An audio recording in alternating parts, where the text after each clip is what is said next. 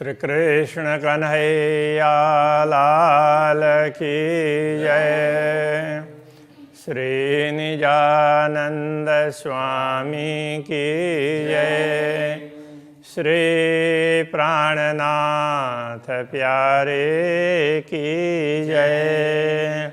कहे मोहम्मद अरश अरवाह किया पहले बेवरा फुरमान, जिना हुई हक हिदायत सोए बातुन करे बयान। सोए बातुन करे बयान। श्री कृष्ण कन्हैया लाल की। श्रृंगार ग्रंथ का यह 24वां प्रकरण कुरान के अनुसार हकीकत और मार्फत क्या है उस बात को स्पष्ट कर रहे हैं। उसी ये इस बात को वैदिक परंपरा के अनुसार देखें तो यथार्थ ज्ञान, विवेक और अनुभव, अनुभूति अथवा परमात्मा की पहचान, विवेक से विवेक उदय होता है, उसके बाद में पहचान होती है। तो वो बात है। तो उसमें कते परंपरा में वो क्या कहते हैं कि रसूल मोहम्मद ने कहा, तो यही अंतिम ज्ञान है।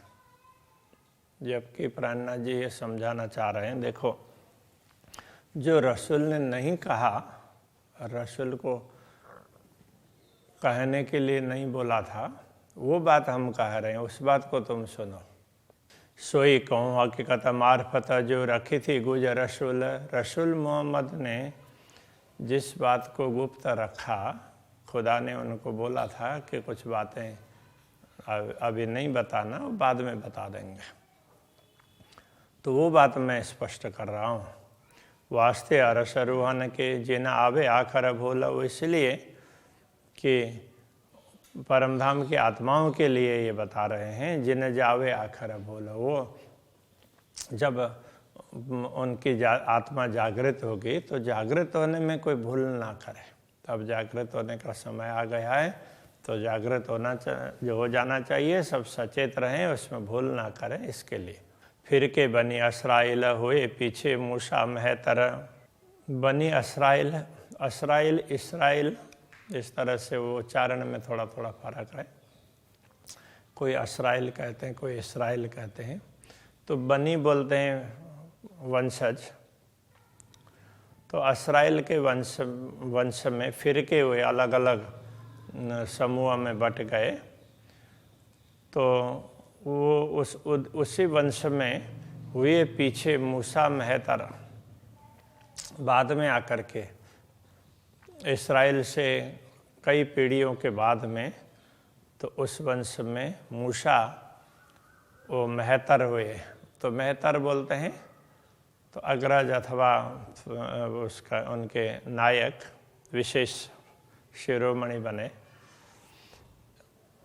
और उनके जो अब ये जो फिरके हैं, इनके फिरके का तात्पर्य समूह, अलग अलग गुटबंदी में अलग अलग गुट। तो ये बनी इसराइल, इसराइल के वंश में, इसराइल के वंश में जब बाद में मूसा विशेष कहलाए, तो उनको मानने वालों में भी कई फिरके हो गए, कई अलग अलग फिरकों में वो बट गए। तो उसके कितने हैं? तो उसके लिए कहते हैं एक नाजी नारी 70 कहे फुरमानी यूँ कर। कुरान में इस प्रकार कहा है कि मूसा के अनुयायी कितने, उसमें 71 उसमें फिरकों में बट गए, 71 गुट में। तो उनमें से एक है वो धर्मनिष्ठ है। नाजी कहने का तात्पर्य धर्मनिष्ठ, धर्म के प्रति निष्ठा रखने वाला। और बाकी नारी 70 प्रकार के हैं, वो उनको कोई धर्म के प्रति ज़्यादा इंटरेस्ट नहीं है। तो नारी कहने से उसका सीधा सीधा अर्थ वो नरकगामी, एक ही ऊर्ध्वगमन करने वाले होंगे, बाकी सब अधोगमन वाले ही होंगे। इस प्रकार से इनमें कहा कि ऐसे हुए। या ही भात ईसा के फिर के 72 कहे। इस प्रकार फिर ईसा हुए, तो ये उसमें कुरान में इस प्रकार से उल्लेख है, ऐसा कहना चाहते हैं कथ्य परंपरा में।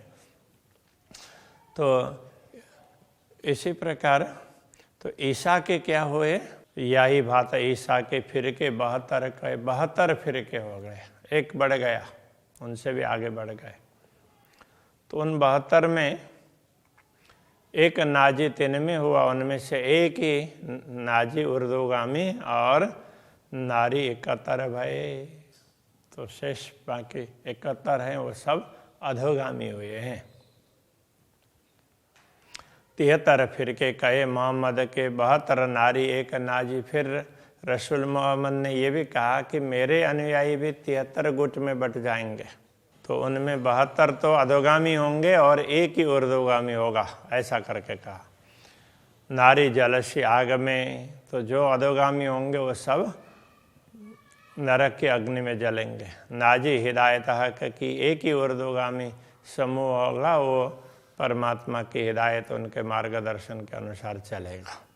जाहिर पहचान है तीन की ले चलत मायने बात न, तो उनकी पहचान स्पष्ट है जो नाजी हैं उनकी, कि वो क्या करते हैं, ले चलता मायने बात न, तो धर्म ग्रंथों के गूढ़ रहस्यों को वो समझेंगे। खुदा ने भी कुछ कहा है, परमात्मा ने, तो उसमें गूढ़ बात क्या है उस बात को समझेंगे। कौल फैल चाल रूह नजर इनो असल बकार सतन, उनका कौल फैल हाल, उनके वचन, मन वचन और कर्म। तो वचन फैल कर्म और फैल वो मन और चाल उनके कर्म, मन वचन और कर्म। इनो असल बका और सतन, इनका वो इनका मूल परमधाम है, इसलिए उसके अनुसार इनका होगा, उनका आचरण, उनकी मनस्थिति, उनके वचन इस प्रकार के होंगे। फुरमान आया जिन पर ए सोई जाने इशारत, इन्हीं आत्माओं के लिए यथार्थ में परमात्मा का संदेश आया है। बाकी सब लोगों के लिए तो दुनिया में कैसे रहना वो पहले से कहा ही गया था। ए सोई जाने इशारत, उसमें कोई भी संकेत की बात बताई है तो वो यही समझ सकती है। ले मार्फत बैठे अर्श में बीच बका खिलवत, तो वो परमात्मा की पहचान करके तो वो अपने आप को भी पहचानेंगे और वो परमधाम में बैठे हुए अनुभव करेंगे। हम तो परमात्मा के चरणों में ही, हम तो दुनिया में कहीं गए नहीं। इस प्रकार से वो समझेंगे। ए इल्म कहे खेल उड़ जावे बका कंकरी देखे, तो ये जो ज्ञान इन ब्रह्मात्माओं के लिए आया है उसको वो उस ज्ञान, ये इल्म क्या कहता है, ए इल्म कहे खेल उड़ जावे बका कंकरी देखे।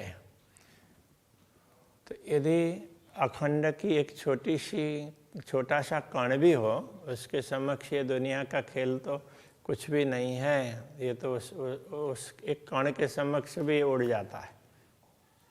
तो इस तरह से ये बात तारतम्य ज्ञान कह रहा है।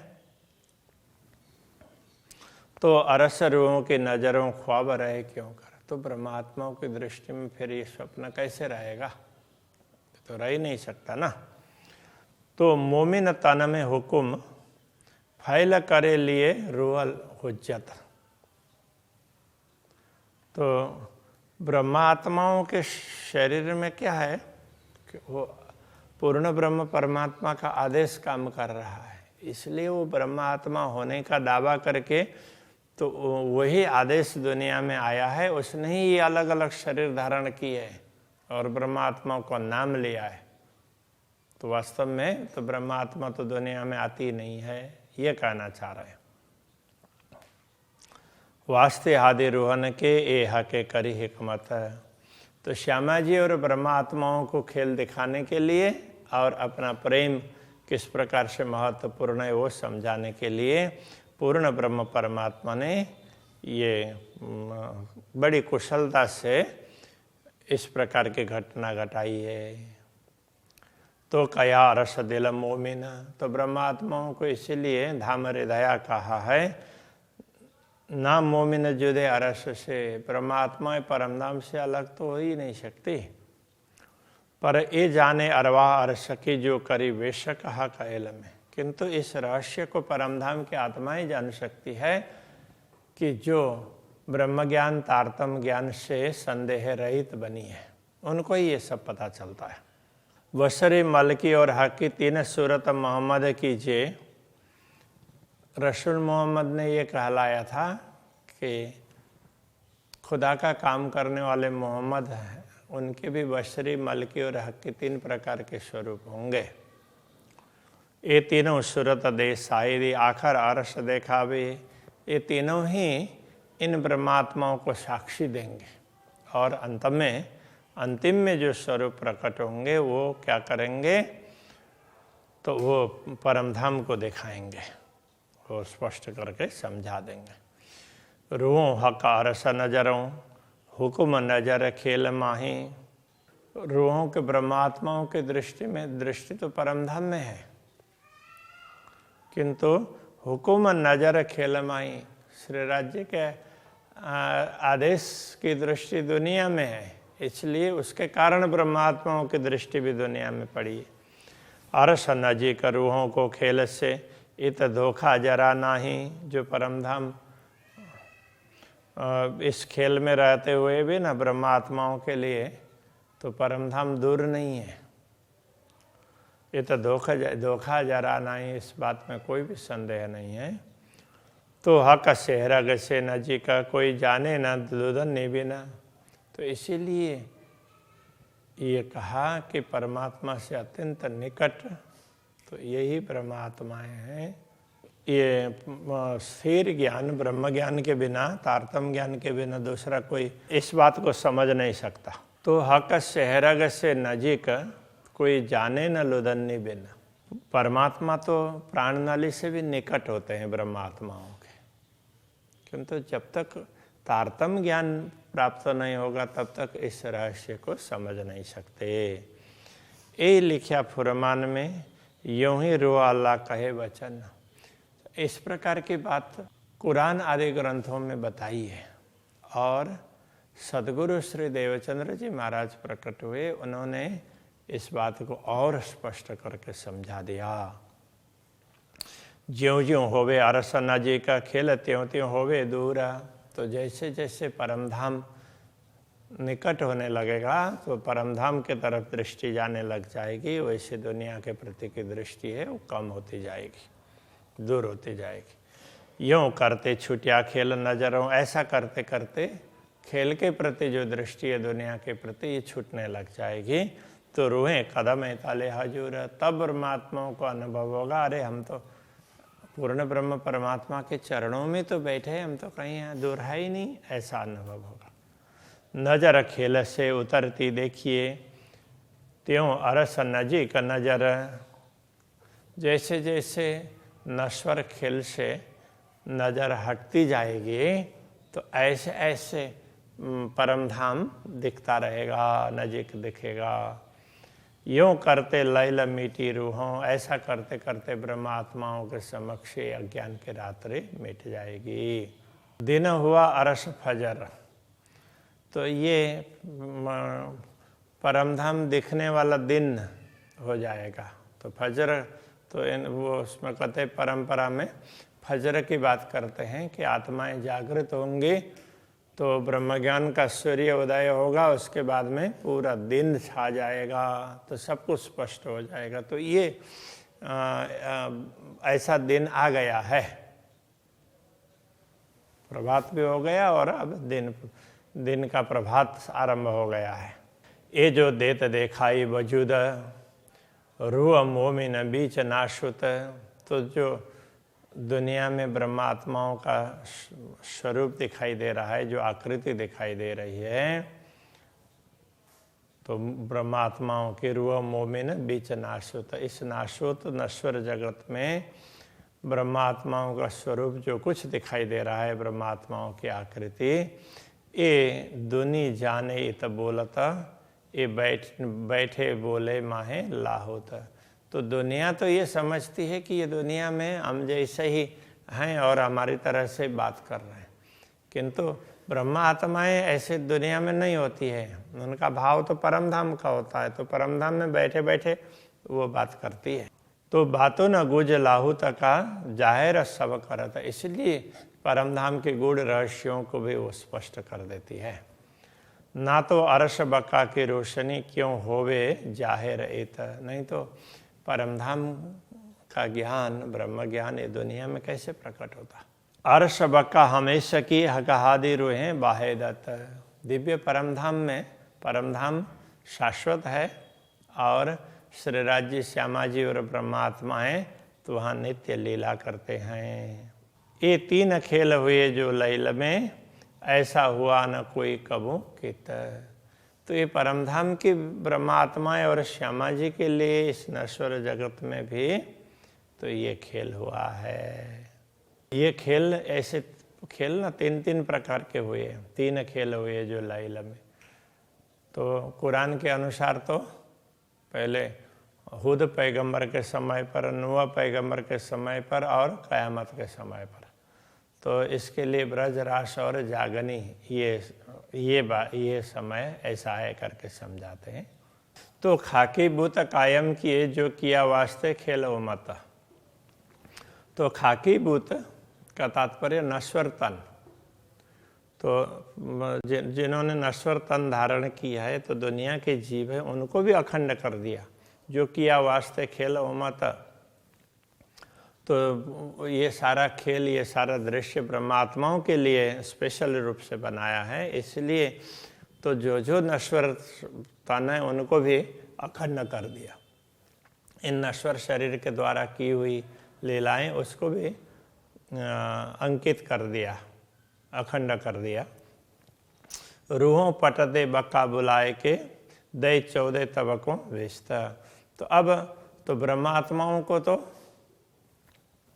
दुनिया की तरफ से, दुनिया की तरफ दृष्टि देख रही है, दुनिया उनकी दृष्टि दुनिया की तरफ है, दुनिया देख रही है, तो उधर से उनको पर्दा कर देंगे और उनको अपने मूल में ही जागृत कर देंगे। और दुनिया के जो दूसरे लोग हैं जिन्होंने जो उनके साथ में लीला कर रहे होते हैं, तो उनको फिर उनको मुक्ति स्थल प्रदान करेंगे।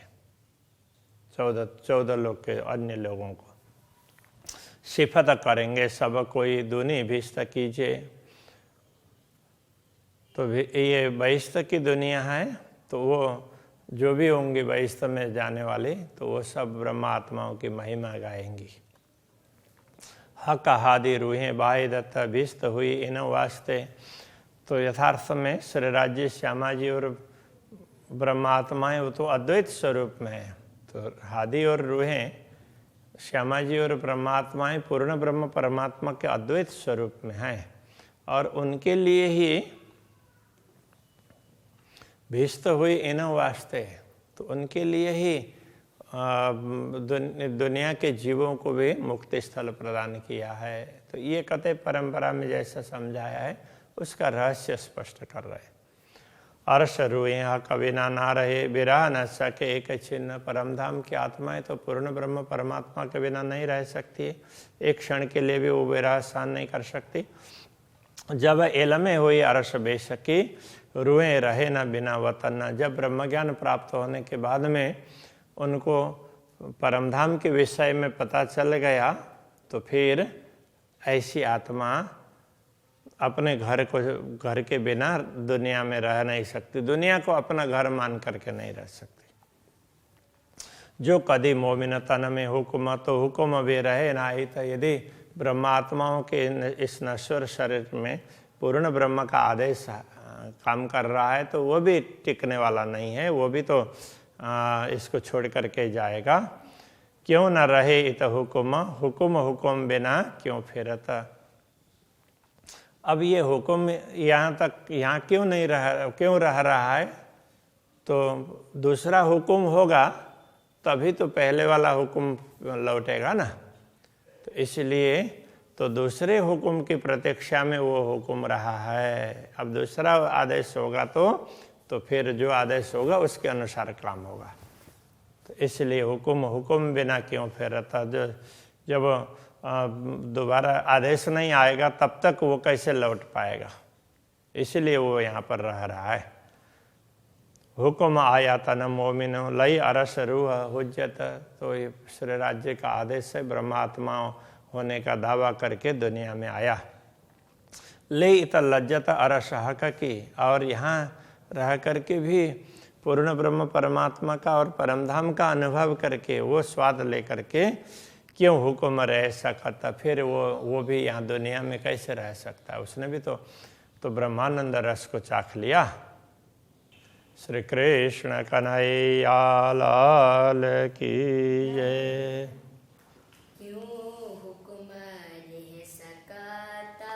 क्यों हुक्म रह सकता?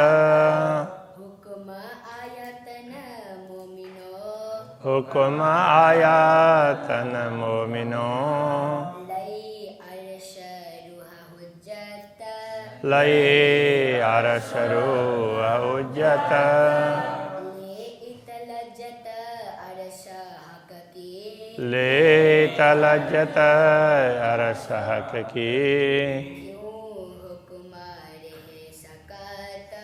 क्यों हुक्म रह सकता?